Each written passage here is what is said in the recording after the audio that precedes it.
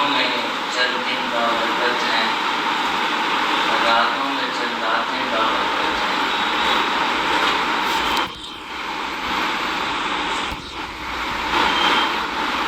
راتوں میں ایسی بابرکت راتیں ہیں کہ ان کی وجہ سے پورا مہینہ بابرکت ہو جاتا ہے۔ دنوں میں کچھ ایسے بابرکت ہیں کہ ان کی وجہ سے پورا مہینہ بابرکت ہو جاتا ہے۔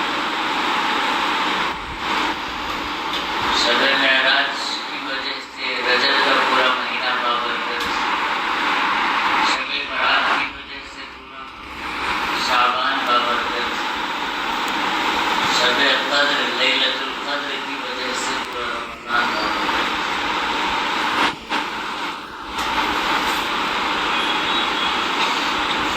اللہ سبحانہ و تعالیٰ نے پورے سال میں 4 راتوں کو وہ فضیلت عطا فرمائی ہے جس کا اندازہ ہم نہیں لگا سکتے۔ سب سے پہلے عرفے کی رات ہے۔ عرفے کی رات جو ہے سارے راتوں کی سردار ہے۔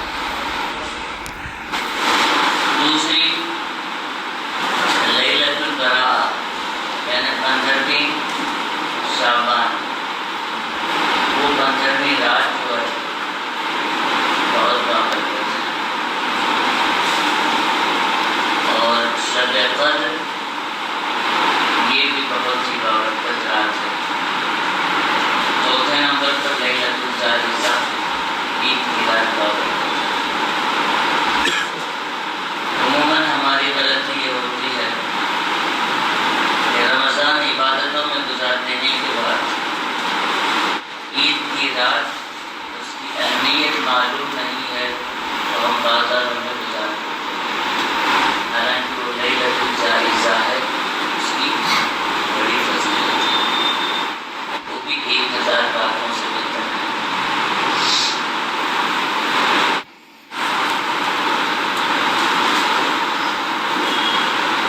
اللہ سبحانہ و تعالیٰ نے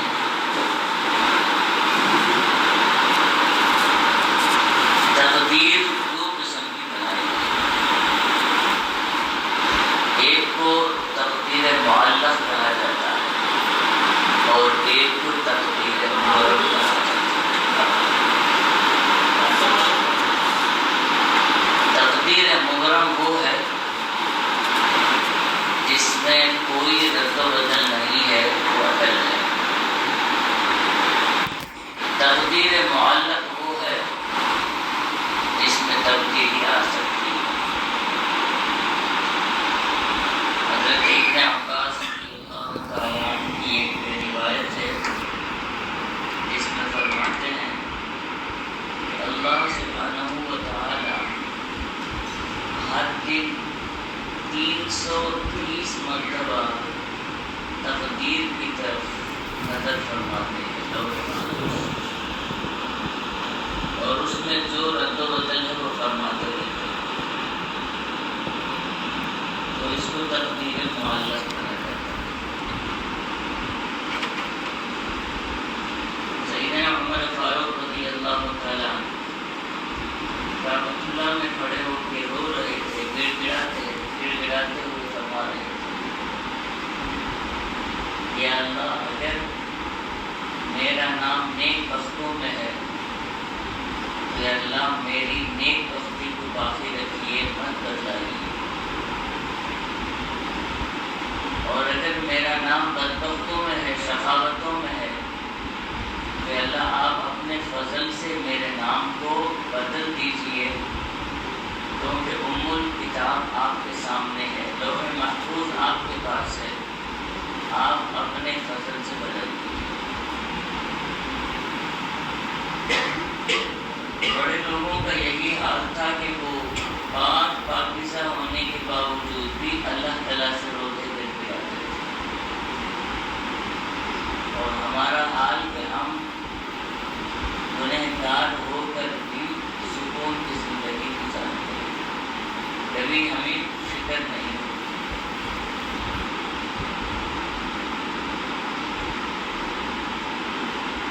ایسے مبارک دن اور ایسی مبارک راتوں میں سب بخشے جائیں گے مگر دو آدمی بخشے نہیں جائیں گے. حدیث پاک میں کرنا ہے. ایک کینہ پرور اور ایک مشرک. مشرک اور کینہ رکھنے والا یہ دونوں بخشے کبھی نہیں جائیں گے. ہم اپنے ضمیر پہ ہاتھ رکھ کے یہ تو کہہ سکتے ہیں کہ الحمدللہ ہم مومن ہیں, شرک نہیں کرتے, لیکن کینے کا کیا جواب دیں؟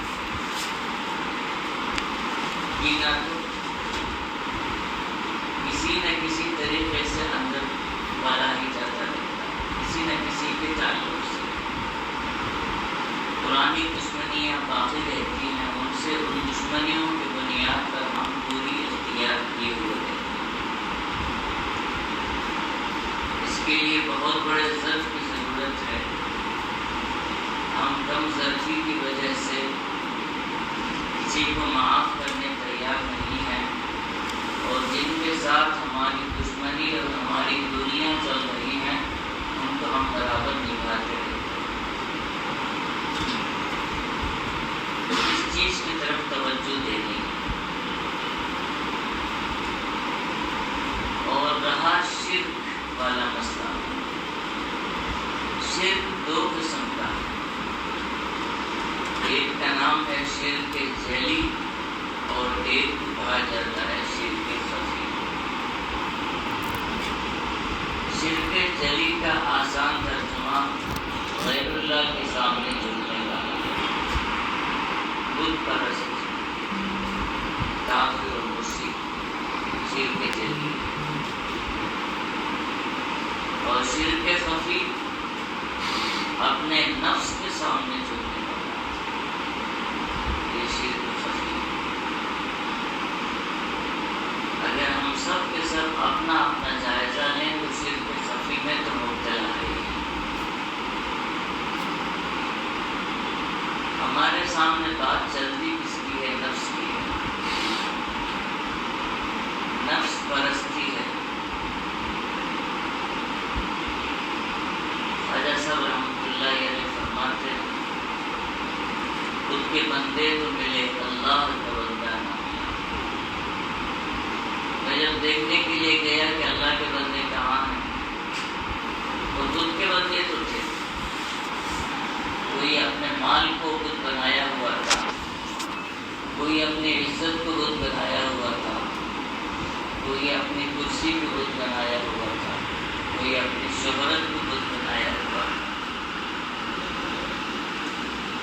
خود کے معنی جو ہم خود سمجھتے وہ نہیں, جس چیز کی وجہ سے ہماری زندگی کو نقصان پہنچ رہا ہے. ایک آدمی ہے, اللہ تعالیٰ نے اسے مال دیا ہے, تو مال کو باقاعدہ وہ وبال بنا لیا ہے. مال ہی کی بنیاد پر اس کی چال چلن میں فرق آ گیا ہے, اس کی گفتار و رفتار میں فرق آ گیا ہے, سارے چیزوں میں. یہاں تک کہ اس کے اندر تواضع ختم ہوئی, اکڑ پیدا ہوئی. لوگوں کے سامنے بات بھی کرتا ہے تو پھول نہیں بلکہ کانٹے بنا کر بات کرتا ہے. اس کی بات کرنے کا انداز ہی ایسے ہے کہ میں ایسے کروں کہ جو کروں سامنے والے کے دل میں چبھے.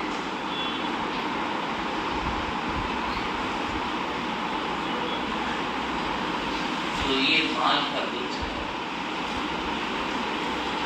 ایک آدمی ہے شہرت ہے, جو کام بھی کرنا چاہتا ہے اس کے اندر شہرت چاہتا ہے. اگر فقیر کو 2 روپے بھی دینا چاہتا ہے تو لوگوں کے سامنے دیتا ہے, کیوں؟ اس لیے کہ لوگوں کو پتہ چلے. تو یہ شہرت بہت ہے. تو یہ سارے چیزیں جو ہیں اس کو شرک خفی کہا جاتا ہے. ان چیزوں کو دور کرنا یہ کب ہم سے ہو سکتا ہے؟ اللہ والوں کی حالتیں تو ایسی تھی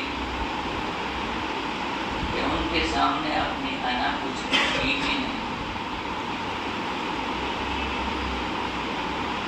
حضرت تھانوی رحمۃ اللہ علیہ کے دربار میں خواجہ عزیز الحسن مجذوب رحمۃ اللہ علیہ بڑا خاص مقام، پہلے سے ڈپٹی کلکٹر تھے۔ حضرت تھانوی کے پاس آئے تو حضرت تھانوی کے اوپر رہتے ہیں۔ جیسے اور لوگوں سے غلطی ہوتی ہے، ان سے بھی کچھ غلطی ہوئی۔ حضرت تھانوی ناراض ہو کے فرمائے کہ چلو باہر چلے جاؤ، اندر نہیں آنا۔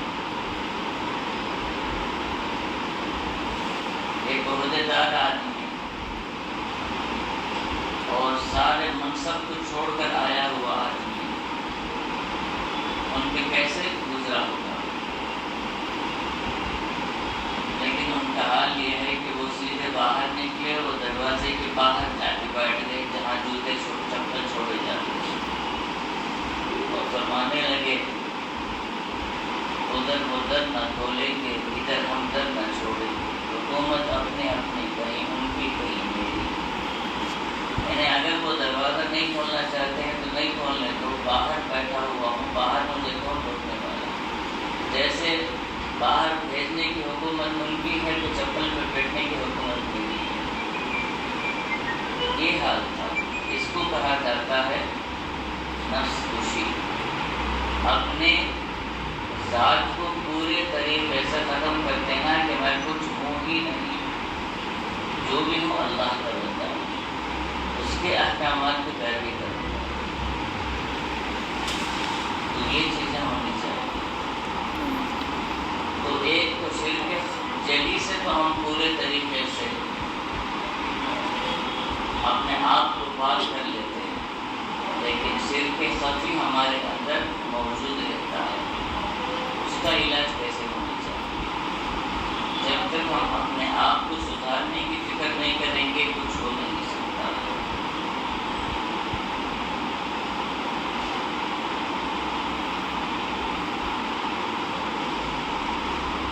حضرت مجدد الفسانی رحمۃ اللہ علیہ فرماتے ہیں کہ جب تک بندہ شرک جلی اور شرک خفی دونوں سے توبہ نہیں کرے گا، ایمان کی حلاوت پانی نہیں سکتا۔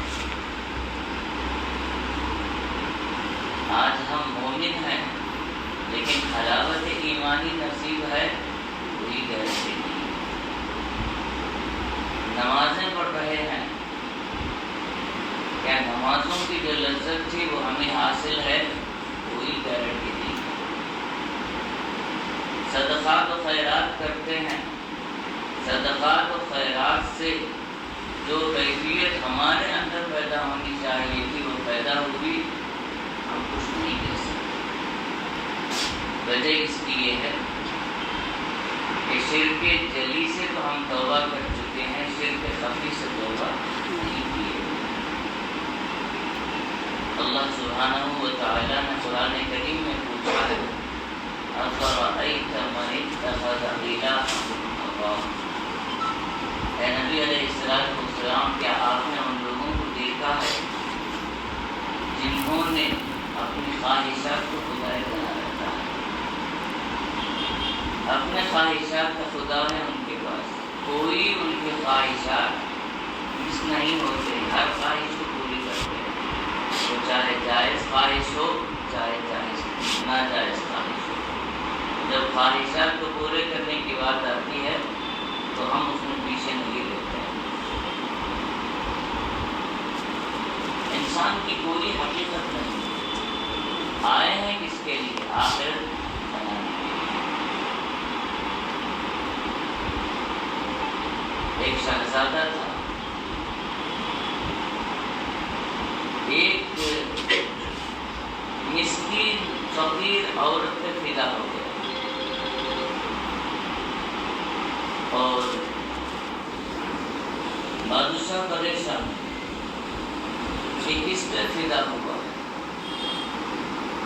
تو کسی کے سمجھانے سے سمجھنے والا نہیں تھا۔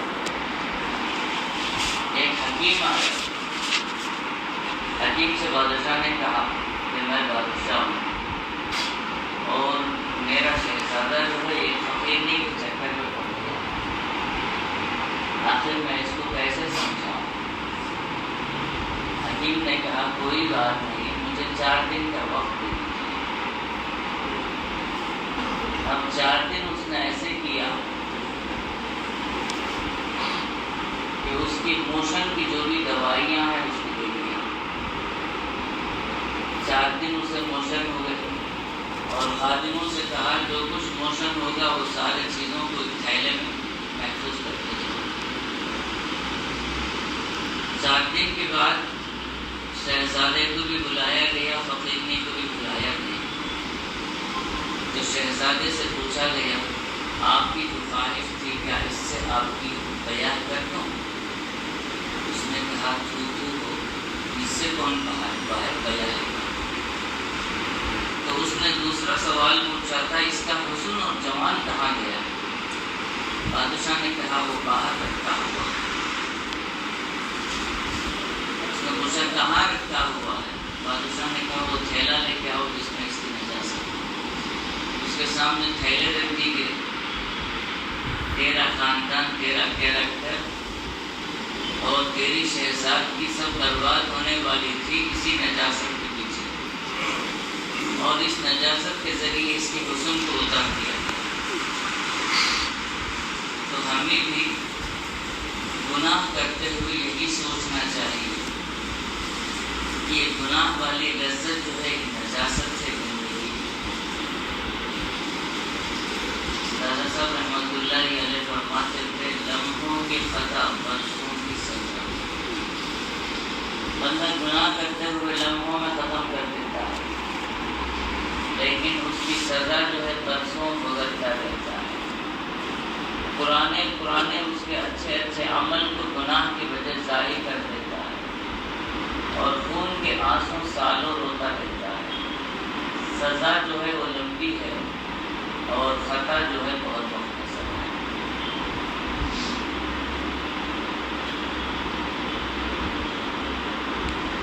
اور دعا مانگنا چاہیے، دعا مانگتے ہوئے ہمیں یقین کامل رہنا چاہیے۔ اللہ تعالیٰ فرماتے انا ظنی عبدی بی، بندہ جیسے میرے ساتھ گمان کرتا ہے میں ویسے ہی اس کے ساتھ پیش آتا ہوں۔ اب دعا کرتے ہوئے جب ہمیں یقین نہیں ہے کہ ہماری دعا قبول ہوگی یا نہیں تو پھر وہ دعا کیسے قبول ہو سکتی ہے؟ کیونکہ جب ہم زبان سے کوئی دعا کر رہے ہیں تو ہمارے قلب کو اللہ تعالیٰ دیکھ رہے ہیں۔ زبان سے دعا جاری ہے اور قلب میں کوئی کیفیت نہیں ہے تو پھر دعا قبول نہیں ہے۔ اللہ تعالیٰ فرماتے ہیں یمحو اللہ ما یشاء ویثبت وعنده ام الکتاب، دعا کے ذریعے تمہاری مصیبتوں کو ٹال دوں گا، تمہارے تقدیر کو بدل دوں گا، کیونکہ لوح محفوظ میرے پاس موجود ہے۔ تو دعا سے ہر چیز ہو سکتی ہے، ایک بڑی مصیبت ہو یا چھوٹی مصیبت ہو، بندہ اس وقت جانماز ڈال کے بیٹھ جانا چاہیے کہ جب تک یہ مصیبت مجھ سے ٹلے گی نہیں میں جانماز چھوڑنے والا ہوں۔ اللہ تعالیٰ ہماری استقامت کو دیکھتے ہیں، فیصلے بدل دیتے ہیں۔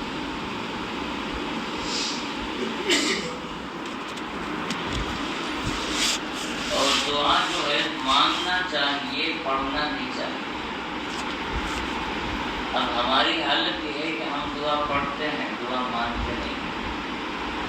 اب بتائیے ربنا آتنا فی الدنیا حسنہ وفی الآخرۃ حسنہ وقنا عذاب النار کتنے سال سے پڑھ رہے ہیں؟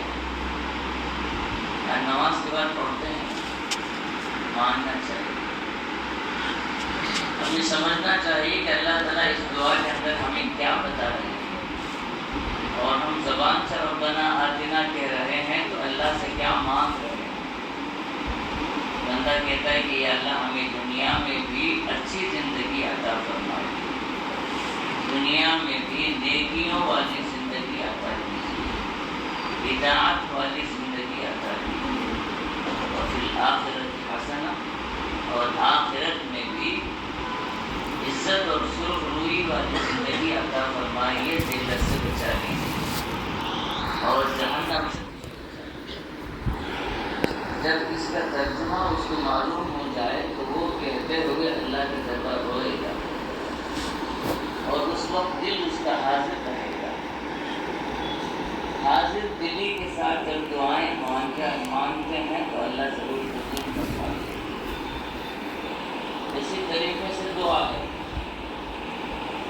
ربنا لا تزغ قلوبنا بعد إذ هديتنا. یا اللہ جب ہمیں ہدایت مل گئی ہے تو یا اللہ ہدایت کے بعد کبھی ہمارے قدم ڈگمگانا نہیں چاہیے. ہدایت میں دوام اور استقامت نصیب فرمائے. یہ دعا ہم اگر یاد ہے تو کتنے سال سے مانگ رہے ہیں. بس ہم نے سمجھا کہ جب نماز پڑھتے ہیں تو یہ دعا تو ہمیں یاد رہنا ہی چاہیے. نماز کے بعد ہم نے پڑھ لیا. ہاتھ کبھی آسمان کی طرف ہے تو کبھی اپنے سینے کے جانب ہاتھ ہے اور مانگ رہے ہیں تو دل کبھی پراگندہ ہے, دل کبھی غافل ہے, اللہ کی طرف نہیں. یہ کیفیت نہیں ہونی چاہیے.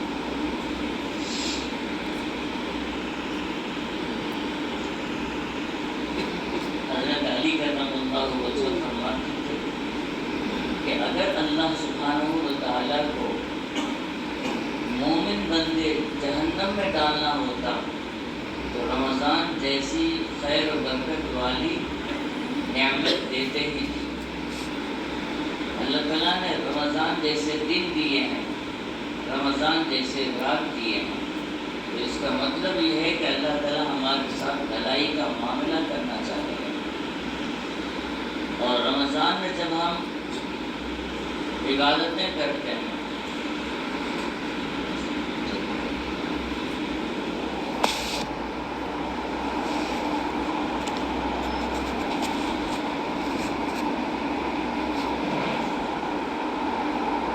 رمضان کے اندر جب ہم عبادتیں کرنے لگتے ہیں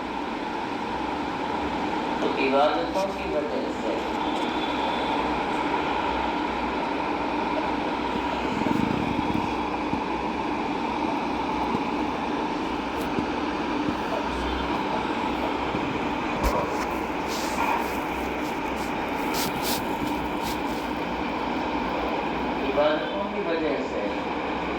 ہمارے جو ہے مقدر بدل گئے. اللہ کے خاص بندے کو یہاں تک فرماتے ہیں کہ رجب جب آتا ہے تو یہ اللہ کے حضور بیج بونے کا مہینہ ہوتا ہے, اور شعبان جو ہے یہ پانی ڈالنے کا ہوتا ہے. رمضان کے بعد آئے تو بیان یہی تھا کہ حرم شریف کے اندر ایک واقعہ سنایا گیا. ایک اللہ والے تھے بہت بڑے, ان کا حال یہ تھا کہ رمضان سے لے کر 6 مہینے تک اللہ تعالیٰ سے مانگتے تھے کہ اللہ رمضان میں جو عبادتیں ہوئی ان عبادتوں کو قبول فرما لیجیے, اور جتنا ہونا تھا وہ مجھ سے نہیں ہو پایا, یا اللہ آپ معاف فرمائیں. اور 6 مہینے کے بعد مانگنا شروع کرتے تھے, یا اللہ گزشتہ رمضان جیسا میری غفلت سے گزر گیا, یا اللہ یہ رمضان میرا ویسے غفلت میں نہ گزرے, عبادتوں کی توفیق عطا فرمائے. تو اللہ تعالیٰ نے ہماری کیفیت کو دیکھتے ہیں اور ہماری کیفیت ہی پہ ثواب کے بھی فیصلے ہوتے ہیں. جب رجب میں ہم عمل کرتے ہیں تو یہ عمل کا بدلہ 7 گنا پڑھا کے دیا جاتا ہے. کیوں؟ اس لیے کہ ابھی ہم اس سیزن کی امید شروع کی, اور جب شعبان میں ہم عمل کرنے لگتے ہیں کہ اللہ تعالیٰ جو ہے 7 سے آگے بڑھ کے 100 برابر بھی ثواب دینا شروع کر دیتے ہیں. اور جب رمضان آ جاتا ہے تو ایک عمل کرتے ہیں 1000 برابر اللہ تعالیٰ. کیوں؟ یہ بندہ بہت پہلے سے آ رہا ہے, یہ کوشش بہت پہلے سے کیا ہے, اس کو محروم نہیں کرنا چاہیے. تو جو دن باقی ہیں ان دنوں میں بس یہی دعا کرتے رہیں, یا اللہ ہمیں محروم نہ کرنا, بس یہ دعا مانگتے رہیں. اور یا واسع الفضل اغفر لی, یہ اللہ والوں کا ہر زمانے میں عمل ہوا ہے. افطاری سے پہلے یا واسع